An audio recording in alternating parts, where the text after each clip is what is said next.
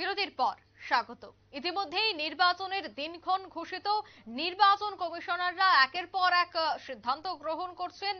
এরই মধ্যে রাজ্যের দুটি লোকসভা আসনে চূড়ান্ত ভোটার তালিকা প্রকাশ করেছে নির্বাচন কমিশন।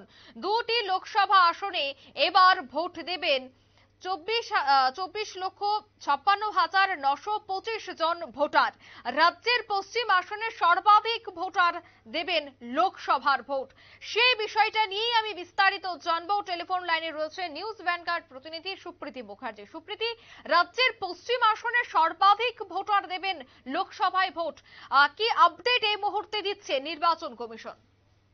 দেখো, গতকালকেই ঘোষণা হয়ে গেছে ইতিমধ্যেই নির্বাচনের দিনক্ষণ এবং এবারের যে অষ্টাদশ লোকসভা, সেই লোকসভা হবে সপ্তম দফাতে। তার মধ্যে আমাদের রাজ্যের কথাই যদি বলি, ত্রিপুরাতে দ্বিতীয় দফাতে ভোট হবে এবং পশ্চিম আসন, তার সঙ্গে ৭ রামনগরের উপনির্বাচন দুটো একই দিনে হবে, অর্থাৎ ১৯ এপ্রিল। অন্যদিকে ২৬ এপ্রিল হবে পূর্ব আসনের লোকসভা ভোটের যাবতীয় দিনক্ষণ ইতিমধ্যেই ঘোষণা করা হয়েছে। এবার সেই জায়গাতে দাঁড়িয়ে কত কত ভোটার রয়েছে, কোন লিস্টের কত জন মহিলা ভোটার রয়েছে, কতজন পিডব্লিউডি রয়েছে, সবটাই কিন্তু এর আগেও প্রকাশ করা হয়েছিল, কারণ চূড়ান্ত যে খসড়া তালিকা ছিল সেই খসড়া তালিকার পরে।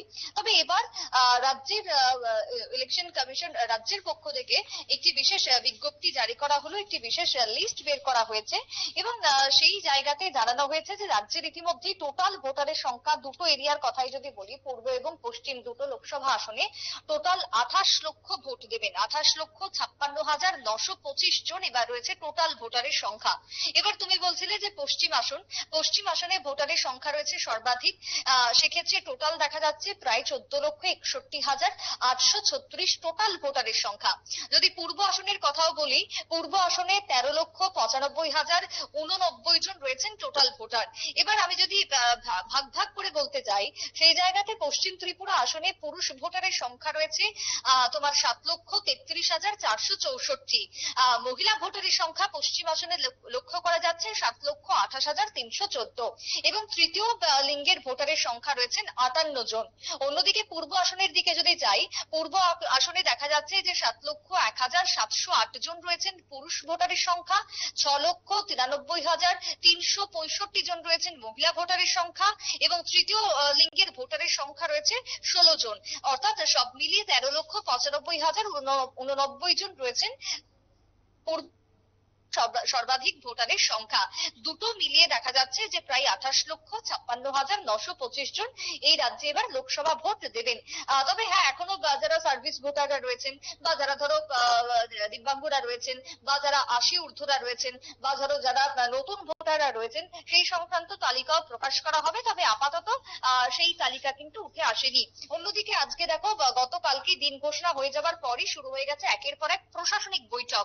যেহেতু সবটাই নির্বাচন কমিশনের হাতে চলে গেছে, তাদের নিয়ন্ত্রণাধীন, তাই এবার প্রশাসনিক পর্যায়ে বিভিন্ন বৈঠক অনুষ্ঠিত হচ্ছে প্রত্যেকটা জেলাতে প্রশাসনিক পর্যায়ে।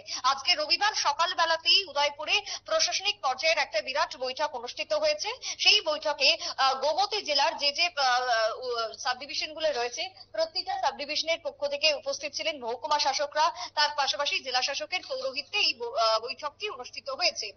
সেই বৈঠকে যেটা আমরা দেখতে পাচ্ছি, তোমার গোমতী জেলাতে টোটাল ভোটারের সংখ্যায় দেখা যাচ্ছে ১৭,০৩,০২৬। অন্যদিকে মহিলা ভোটার রয়েছে ১৭,০১,৮৭৮, এরকমই কিন্তু বেশ কিছু পরিসংখ্যান উঠে আসছে। তার মধ্যে গোটা গোমতী জেলার যদি বলি, টোটাল পোলিং স্টেশন বা বুথের সংখ্যা রয়েছে ৩৯৯টি, পোলিং স্টেশনের লোকেশন ওয়াইজ রয়েছে ৩২৪টি, পোলিং স্টেশন আরবান এরিয়াতে রয়েছে, অর্থাৎ শহরাঞ্চলে রয়েছে ৪২টি এবং রুরাল এরিয়াতে রয়েছে ৩৫৭টি। এই যে বেশ কিছু পরিসংখ্যান তুলে ধরা হচ্ছে, তার সঙ্গে কি কি নির্বাচনী আচরণবিধি লাগু করতে হবে, মেনে চলতে হবে, সেই সম্পর্কেও কিন্তু বৈঠক অনুষ্ঠিত হচ্ছে। সব মিলিয়ে ভোট ঘোষণা হয়ে যাবার পরই কিন্তু এই তৎপরতা শুরু হয়ে গেছে, যেমনটা রাজ্যের তোমার চিফ ইলেকশন কমিশনের পক্ষ থেকে যেমনটা জানানো হয়েছে, রাজ্যের পক্ষ থেকে যে ভোটারের সংখ্যা, ঠিক তার পাশাপাশি জেলাতেও কিন্তু ঠিক একই রকম ভাবে তৎপরতা শুরু হয়ে গেছে, এক প্রকার আমরা যেমনটা দেখতে পাচ্ছি। অঙ্কিতা, একদমই ধন্যবাদ সুপ্রীতি।